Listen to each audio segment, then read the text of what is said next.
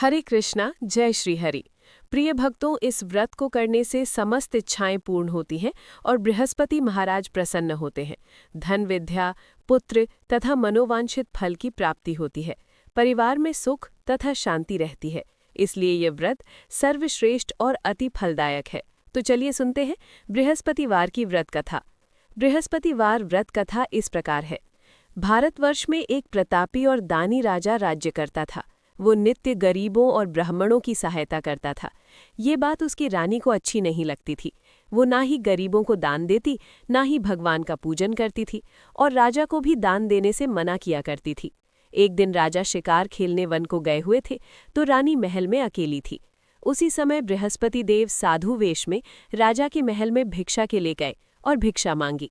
रानी ने भिक्षा देने से इनकार कर दिया और कहा, हे साधु महाराज, मैं तो दान पुण्य से तंग आ गई हूँ।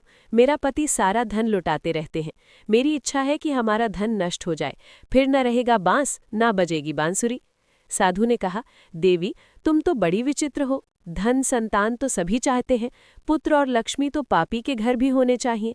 यदि तुम्हारे पास अधिक धन है तो भूखों को भोजन दो, प्यासों के लिए प्याऊ बनवाओ, मुसाफिरों के लिए धर्मशालाएं खुलवाओ। जो निर्धन अपनी कुंवारी कन्याओं का विवाह नहीं कर सकते, उनका विवाह करा दो। ऐसे और कई काम हैं जिनके करने से तुम्हारा यश लोक परलोक में फैलेगा। परंतु रानी पर उपदेश का कोई प्रभाव न पड़ा। वो बोली, महाराज, आप मुझे कुछ न समझाएं। मैं ऐसा धन नहीं चाहती जो हर जगह बांटती फिरूं। साधु ने उत्तर दिया, यदि तुम्हारी ऐसी इच्छा है तो तथास्तु। तुम ऐसा करना कि बृहस्पतिवार को घर लीपकर पीली मिट्टी से अपना सिर धोकर स्नान करना, भट्टी चढ़ाकर कपड़े धोना। ऐसा करने से आपका सारा धन नष्ट हो जाएगा। इतना कहकर वो साधु महाराज वहां से आलोप हो गए। साधु के अनुसार कही बातों को पूरा करते हुए रानी को केवल 3 बृहस्पतिवार ही बीते थे कि उसकी समस्त धन संपत्ति नष्ट हो गई। भोजन के लिए राजा का परिवार तरसने लगा। तब एक दिन राजा ने रानी से बोला कि हे रानी, तुम यहीं रहो, मैं दूसरे देश को जाता हूँ, क्योंकि यहाँ पर सभी लोग मुझे जानते हैं, इसलिए मैं कोई छोटा कार्य नहीं कर सकता। ऐसा कहकर राजा परदेश चला गया। वहाँ वो जंगल से लब्धि काट कर लाता और शहर में बेचता। इस तरह वो अपना जीवन व्यतीत करने लगा। इधर राजा के परदेश जाते ही रानी और दासी दुखी रहने लगी।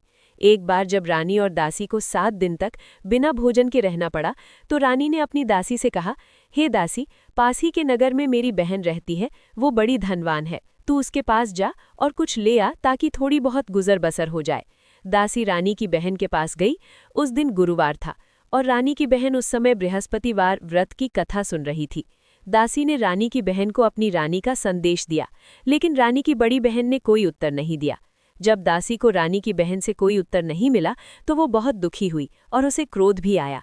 दासी ने वापस आकर रानी को सारी बात बता दी। सुनकर रानी ने अपने भाग्य को कोसा। उधर रानी की बहन ने सोचा कि मेरी बहन की दासी आई थी, परंतु मैं उससे नहीं बोली, इससे वो बहुत दुखी हुई होगी। कथा सुनकर और पूजन समाप्त करके वो अपनी बहन के घर आई और कहने लगी, हे बहन, मैं बृहस्पतिवार का व्रत कर रही थी। तुम्हारी दासी मेरे घर आई थी, परंतु जब तक कथा होती है तब तक ना तो उठते हैं और नहीं बोलते हैं, इसलिए मैं नहीं बोली। कहो दासी क्यों गई थी? रानी बोली, बहन, तुमसे क्या छिपाऊं, हमारे घर में खाने तक को अनाज नहीं था। ऐसा कहते कहते रानी की आंखें भर आई।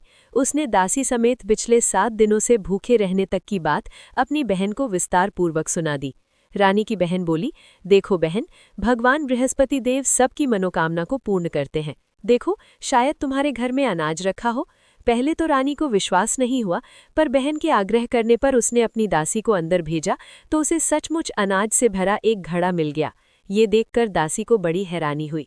दासी रानी से कहने लगी, हे रानी, जब हमको भोजन नहीं मिलता तो हम व्रत ही तो करते हैं, इसलिए क्यों ना इनसे व्रत और कथा की विधि पूछ ली जाए ताकि हम भी व्रत कर सके। तब रानी ने अपनी बहन से बृहस्पतिवार व्रत के बारे में पूछा। उसकी बहन ने बताया, बृहस्पतिवार के व्रत में चने की दाल और मुनक्का से विष्णु भगवान का केले की जड़ में पूजन करे तथा दीपक जलाएं, व्रत कथा सुने और पीला भोजन ही करे। इससे बृहस्पति देव प्रसन्न होते हैं। व्रत और पूजन विधि बताकर रानी की बहन अपने घर को लौट गई। 7 दिन के बाद जब गुरुवार आया तो रानी और दासी ने व्रत रखा। घुड़साल में जाकर चना और गुड़ लेकर आई, फिर उससे केले की जड़ तथा विष्णु भगवान का पूजन किया।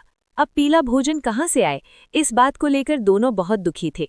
क्योंकि उन्होंने व्रत रखा था, इसलिए बृहस्पति देव उनसे प्रसन्न थे। इसलिए वो एक साधारण व्यक्ति का रूप धारण कर 2 थालों में सुंदर पीला भोजन दासी को दे गए। भोजन पाकर दासी प्रसन्न हुई और फिर रानी के साथ मिलकर भोजन ग्रहण किया। उसके बाद वे सभी गुरुवार को व्रत और पूजन करने लगी। बृहस्पति देव की कृपा से उनके पास फिर से धन संपत्ति आ गई, परंतु रानी फिर से पहले की तरह आलस्य करने लगी। तब दासी बोली, देखो रानी, तुम पहले भी इस प्रकार आलस्य करती थी, तुम्हें धन रखने में कष्ट होता था, इस कारण सभी धन नष्ट हो गया, और अब जब भगवान बृहस्पति की कृपा से धन मिला है तो तुम्हें फिर से आलस्य होता है। रानी को समझाते हुए दासी कहती है कि बड़ी मुसीबतों के बाद हमने ये धन पाया है, इसलिए हमें दान पुण्य करना चाहिए, भूखे मनुष्यों को भोजन कराना चाहिए और धन को शुभ कार्य में खर्च करना चाहिए, जिससे तुम्हारे कुल का यश बढ़ेगा, स्वर्ग की प्राप्ति होगी और पितृ प्रसन्न होंगे। दासी की बात मानकर रानी अपना धन शुभ कार्यों में खर्च करने लगी, जिससे पूरे नगर में उसका यश फैलने लगा। बृहस्पतिवार व्रत कथा के बाद श्रद्धा के साथ आरती की जानी चाहिए। इसके बाद प्रसाद बांटकर उसे ग्रहण करना चाहिए। एक दिन राजा दुखी होकर जंगल में एक पेड़ के नीचे आसन जमाकर बैठ गया। वो अपनी दशा को याद करके व्याकुल होने लगा। बृहस्पतिवार का दिन था। एकाएक उसने देखा कि निर्जन वन में एक साधु प्रकट हुए। वो साधु वेश में स्वयं बृहस्पति देव थे। लकड़हारे के सामने आकर बोले, हे लकड़हारे, इस सुनसान जंगल में तू चिंतामग्न क्यों बैठा है? लकड़हारे ने दोनों हाथ जोड़कर प्रणाम किया और उत्तर दिया, महात्मा जी, आप सब कुछ जानते हैं, मैं क्या कहूँ। ये कहकर रोने लगा और साधु को अपनी आत्मकथा सुनाई। महात्मा जी ने कहा, तुम्हारी स्त्री ने बृहस्पति के दिन बृहस्पति भगवान का निरादर किया है, जिसके कारण रुष्ट होकर उन्होंने तुम्हारी ये दशा कर दी है। अब तुम चिंता को दूर करके मेरे कहने पर चलो तो तुम्हारे सब कष्ट दूर हो जाएंगे और भगवान पहले से भी अधिक संपत्ति देंगे। तुम बृहस्पति के दिन कथा किया करो, 2 पैसे के चने मुनक्का लाकर उसका प्रसाद बनाओ और शुद्ध जल से लोटे में शक्कर मिलाकर अमृत तैयार करो। कथा के पश्चात अपने सारे परिवार और सुनने वाले प्रेमियों में अमृत व प्रसाद बांटकर आप भी ग्रहण करो। ऐसा करने से भगवान तुम्हारी सब मनोकामनाएं पूरी करेंगे। साधु के ऐसे वचन सुनकर लकड़हारा बोला, हे प्रभु, मुझे लकड़ी बेचकर इतना पैसा नहीं मिलता जिससे भोजन के उपरांत कुछ बचा सकूं। मैंने रात्रि में अपनी स्त्री को व्याकुल देखा है, मेरे पास कुछ भी नहीं जिससे मैं उसकी खबर मंगा सकूं। साधु ने कहा, हे लकड़हारे, तुम किसी बात की चिंता मत करो। बृहस्पति के दिन तुम रोजाना की तरह लकड़ियां लेकर शहर को जाओ। तुमको रोज से दुगना धन प्राप्त होगा, जिससे तुम भली भांति भोजन कर लोगे तथा बृहस्पति देव की पूजा का सामान भी आ जाएगा। इतना कहकर साधु अंतर्ध्यान हो गए। धीरे धीरे समय व्यतीत होने पर फिर वही बृहस्पतिवार का दिन आया। लकड़हारा जंगल से लकड़ी काटकर किसी शहर में बेचने गया। उसे उस दिन और दिन से अधिक पैसा मिला। राजा ने चना, गुड़ आदि लाकर गुरुवार का व्रत किया। उस दिन से उसके सभी क्लेश दूर हुए। परंतु जब दोबारा गुरुवार का दिन आया तो बृहस्पतिवार का व्रत करना भूल गया। इस कारण बृहस्पति भगवान नाराज हो गए। उस दिन उस नगर के राजा ने विशाल यज्ञ का आयोजन किया तथा शहर में ये घोषणा करा दी कि कोई भी मनुष्य अपने घर में भोजन न बनावे, न आग जलावे। समस्त जनता मेरे यहाँ भोजन करने आवे। इस आज्ञा को जो ना मानेगा उसे फांसी की सजा दी जाएगी। इस तरह की घोषणा संपूर्ण नगर में करवा दी गई।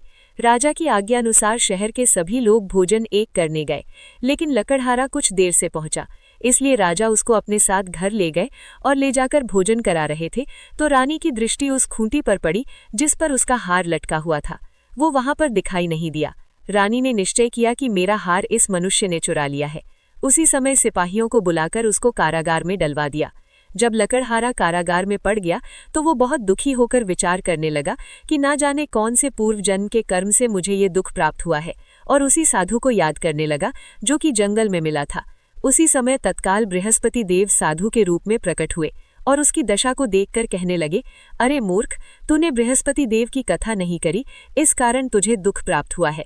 अब चिंता मत कर, बृहस्पतिवार के दिन कारागार के दरवाजे पर 4 पैसे पड़े मिलेंगे, उनसे तू बृहस्पति देव की पूजा करना, तेरे सभी कष्ट दूर हो जाएंगे। बृहस्पतिवार के दिन उसे 4 पैसे मिले। लकड़हारे ने कथा कही। उसी रात्रि को बृहस्पति देव ने उस नगर के राजा को स्वप्न में कहा, हे राजा, तुमने जिस आदमी को कारागार में बंद कर दिया है वो निर्दोष है, वो राजा है, उसे छोड़ देना। रानी का हार उसी खूंटी पर लटका है। अगर तू ऐसा नहीं करेगा तो मैं तेरे राज्य को नष्ट कर दूंगा।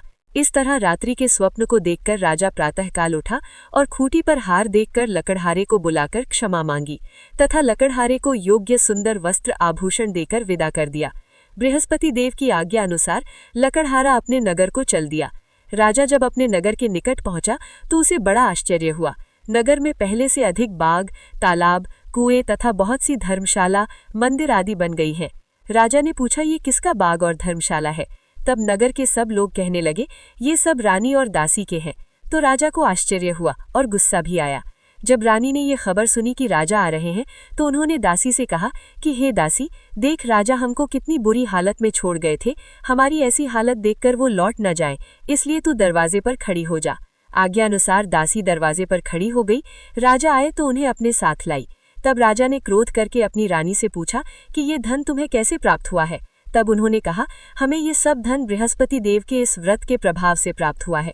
राजा ने निश्चय किया कि 7 रोज तक तो सभी बृहस्पति देव का पूजन करते हैं, परंतु मैं प्रतिदिन दिन में 3 बार कहानी तथा रोज व्रत किया करूं। अब हर समय राजा के दुपट्टे में चने की दाल बंधी रहती तथा दिन में 3 बार कहानी कहता। एक रोज राजा ने विचार किया कि चलो अपनी बहन के यहाँ हो आवे। इस तरह निश्चय कर राजा घोड़े पर सवार हो अपनी बहन के यहाँ को चलने लगा। मार्ग में उसने देखा कि कुछ आदमी एक मुर्दे को लिए जा रहे हैं। उन्हें रोककर राजा कहने लगा, अरे भाइयों, मेरी बृहस्पति देव की कथा सुन लो। वे बोले, लो, हमारा तो आदमी मर गया है, इसको अपनी कथा की पड़ी है। परंतु कुछ आदमी बोले, अच्छा कहो, हम तुम्हारी कथा भी सुनेंगे। राजा ने दाल निकाली और जब कथा आधी हुई थी कि मुर्दा हिलने लग गया, और जब कथा समाप्त हो गई तो राम राम करके मनुष्य उठकर खड़ा हो गया। आगे मार्ग में उसे एक किसान खेत में हल चलाता मिला। राजा ने उसे देख और उससे बोले, अरे भैया, तुम मेरी बृहस्पतिवार की कथा सुन लो। किसान बोला, जब तक मैं तेरी कथा सुनूंगा तब तक 4 हरैया जोत लूंगा, जा अपनी कथा किसी और को सुनाना। इस तरह राजा आगे चलने लगा। राजा के हटते ही बैल पछाड़ खाकर गिर गए तथा किसान के पेट में बड़ी जोर का दर्द होने लगा। उस समय उसकी माँ रोटी लेकर आई। उसने जब ये देखा तो अपने पुत्र से सब हाल पूछा और बेटे ने सभी हाल कह दिया।